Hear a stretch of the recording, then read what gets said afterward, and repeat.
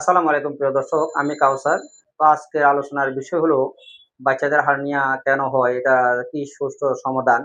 এটা নিয়ে আমি স্যারকে অনুরোধ করব। স্যার ঢাকা মেডিকেল কলেজ হসপিটালে শিশু সার্জারিতে কর্তব্যরত আছে। স্যার দর্শকদের উদ্দেশ্যে হার্নিয়া নিয়ে সংক্ষেপে এটার সমাধান আর কেন হয় হার্নিয়া, এটা নিয়ে একটু আলোচনা করার জন্য অনুরোধ করতেছি। আসসালামু আলাইকুম। ধন্যবাদ কাউসার ভাইকে আজকে অত্যন্ত গুরুত্বপূর্ণ একটি বিষয় আলোচনার বিষয়বস্তু হিসেবে তুলে ধরার জন্য। প্রথম কথা হচ্ছে হার্নিয়া জিনিসটাকে আমাদের সেই জিনিসটা প্রথমে একটু অবগত করা দর্শকদেরকে।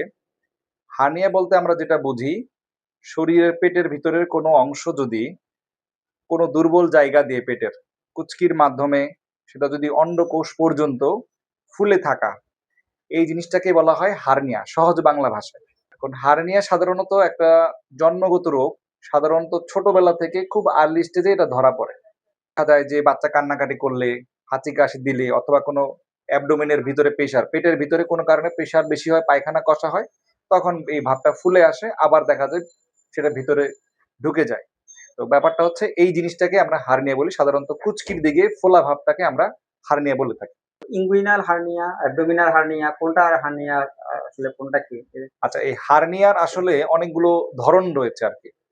তো ধরনের মধ্যে কিছু হচ্ছে ভেন্টাল হার্নিয়া যদি আমরা বলি, পেটের সামনে থেকে যদি বের হয়ে আসে, অর্থাৎ আমার যেই পেটের সামনের আমার যে নাভির উপরে কোনো একটা জায়গা দিয়ে, দুর্বল অংশ দিয়ে কোনো একটা জায়গা দিয়ে বের হয়ে আসলো ফোলাটা। কোনো কারণে প্রেশার বাড়লে হোক, কাশি হোক, হ্যাঁ? তখন সেটাকে আমরা বলি ভেন্টাল হার্নিয়া। তারপর হচ্ছে হলো নাভি। নাভি দিয়েও ছোট বাচ্চাদের হার্নিয়া বের হয়ে আসে।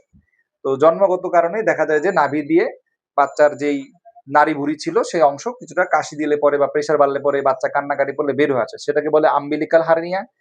তারপরে দুই পাশের যে কুচকি সেখান থেকে হলে হয় ইঙ্গুইনাল হার্নিয়া। আবার রানের নিচে উপরের দিকে একদম যেটাকে আমরা বলি কুচকির নিচে, সেখান থেকে আরেকটা হার্নিয়া হয়, সেটাকে বলা হয় ফিমোরাল হার্নিয়া। এগুলো সাধারণত কমনলি আমরা বাচ্চাদের পেয়ে থাকি। অনেকে প্রশ্ন করে যে হার্নিয়া ওষুধ খেলে ভালো হয় কিনা, না এটাকে সার্জারি করতে হয়? সবাইকে আবারও ধন্যবাদ। খুবই সুন্দর একটা প্রশ্ন আপনি করেছেন আসলে। হার্নিয়া সম্পর্কে সকলের মধ্যে একটা খারাপ ধারণাই আমি বলব যে সবাই মনে করে এটা সময়ের সাথে, সাথে ঠিক হয়ে যাবে। বয়স বাড়লে ঠিক হয়ে যাবে, ব্যাপারটা কিন্তু তা না আসলে।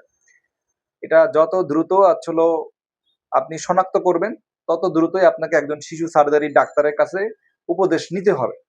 যে কি করণীয়, কি করা যাবে না। কারণ যদি কোনো কারণে এই হার্নিয়া দিয়ে নাড়িটা বের হয়ে আসতেছে, সেখানে যদি আটকে যায় বা হচ্ছে হলো ফুলে যায়, দেখা যায় যে অনেক সময় বাচ্চার পেট ব্যথা, পেট ফুলে যাওয়া, বমি, বমি ভাব।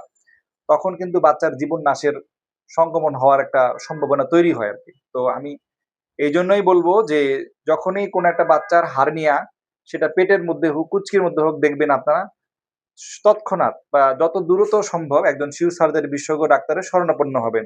উনার পরামর্শ অনুযায়ী যদি সার্জারির প্রয়োজন হয় সার্জারি করবেন। যদি মনে করে যে কিছু সময় ওয়েট করা যেতে পারে, তাহলে আপনারা অপেক্ষা করবেন সেই অনুযায়ী।